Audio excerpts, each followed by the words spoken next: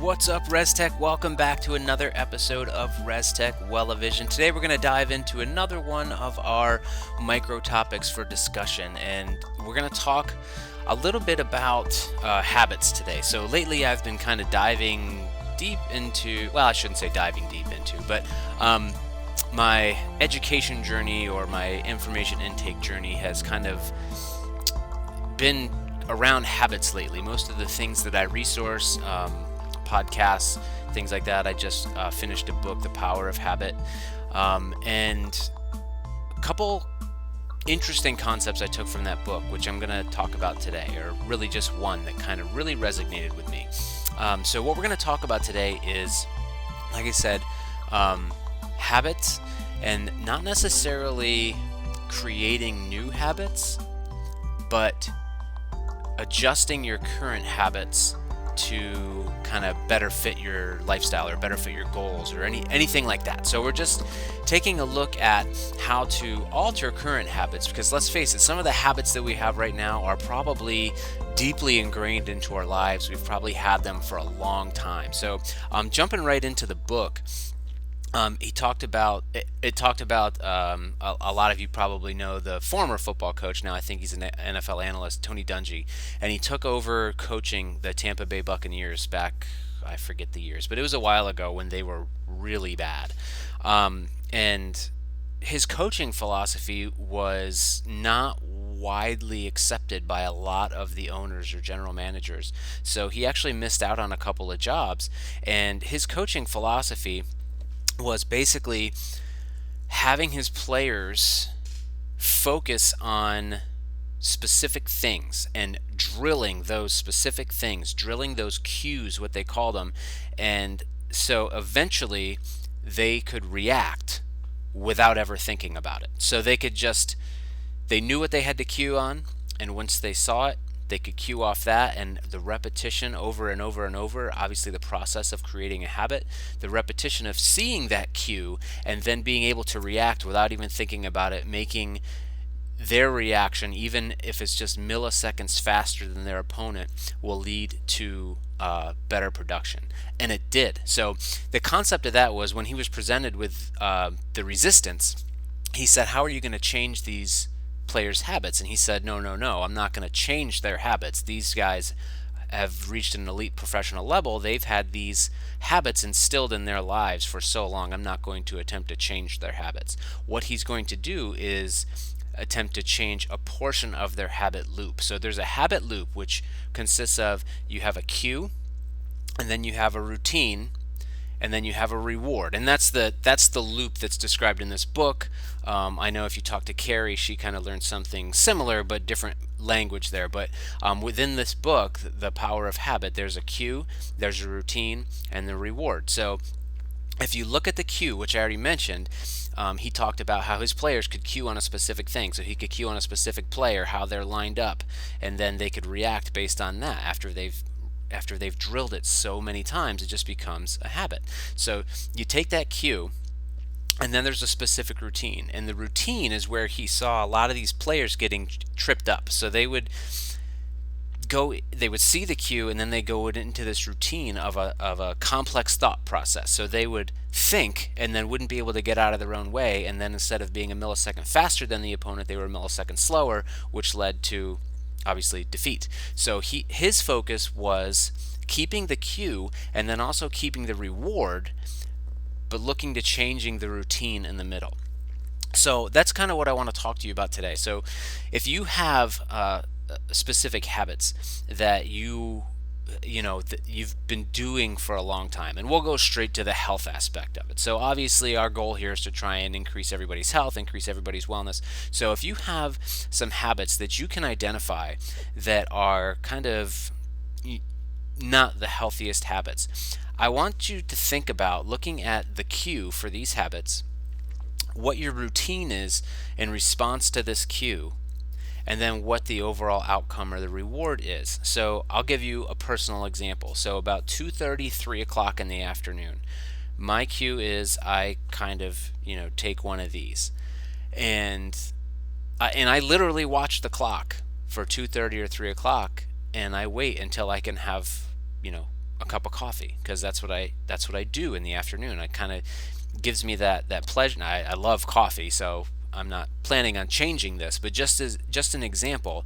Um, and I drink that cup of coffee. It gives me that sense of enjoyment. It gives me that pick me up to kind of take me through the end of the day, and then the reward is, like I just said, I kind of get a little uplift.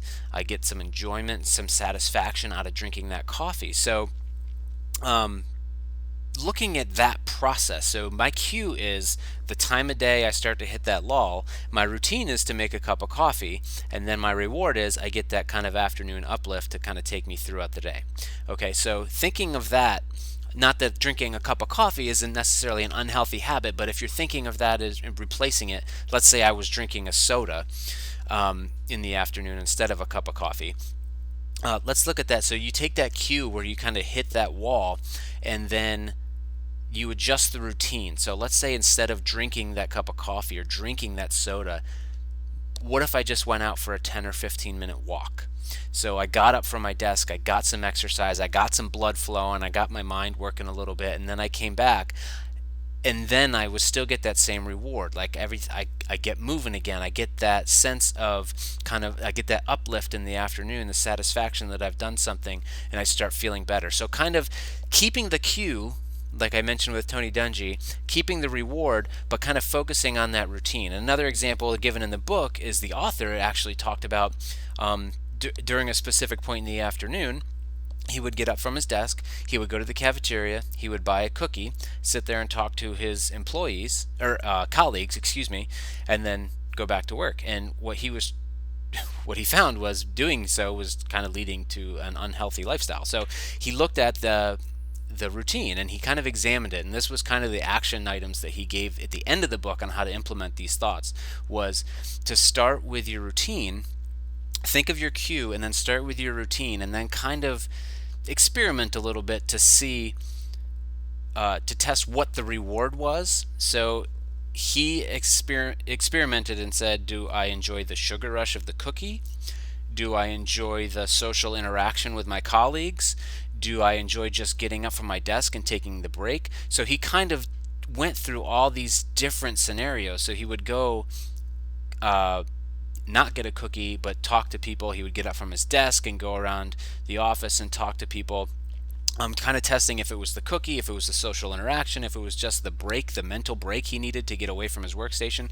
So that's kind of the steps that he outlines in moving forward and implementing this practice. So I guess all that being said, what I want to leave you here with today is to offer up kind of a challenge, I guess, or just a suggested activity. If there is a habit that you have in your life right now that you know is kind of contributing to an unhealthy or unwell lifestyle, I challenge you to take a look and examine and really dig deep on this one. Examine what the cue is for causing the routine that's then leading to the outcome or the reward. So if there's a specific, if there's something specific or a specific time of day that's triggering you eating that cookie or going through the drive-through or anything that you're looking to grabbing that soda from the vending machine. So take a look at that, and then look at the reward that you're getting from that, and then really focus in on that routine. So what else could possibly, once you get that cue, what else could you possibly do within the routine to then get you to the same reward or the same outcome? So like I said, I want to leave you with that, guys.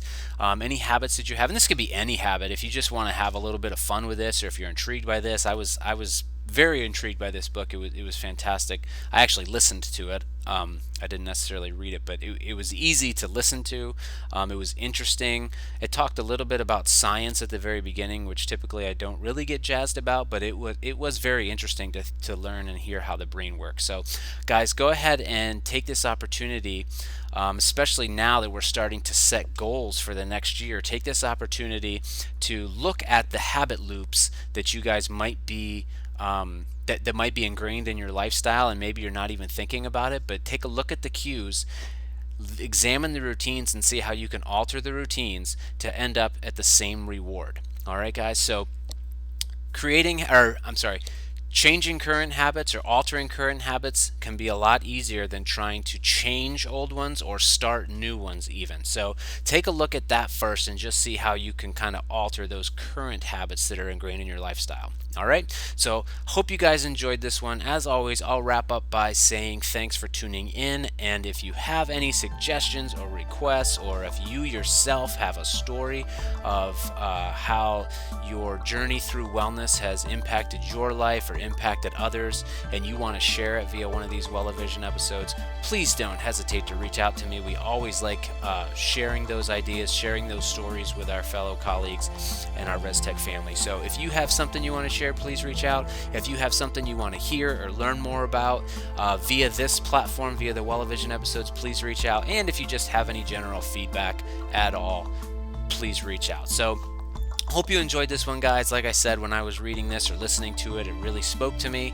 So give this one a shot, give this one a thought. If you want to read or listen to the book, it's called The Power of Habit. Forgive me, I forget the author off the top of my head right now, but The Power of Habit, it's an awesome read. It's very interesting. Enjoy, guys. We'll see you next time for ResTech Wellevision.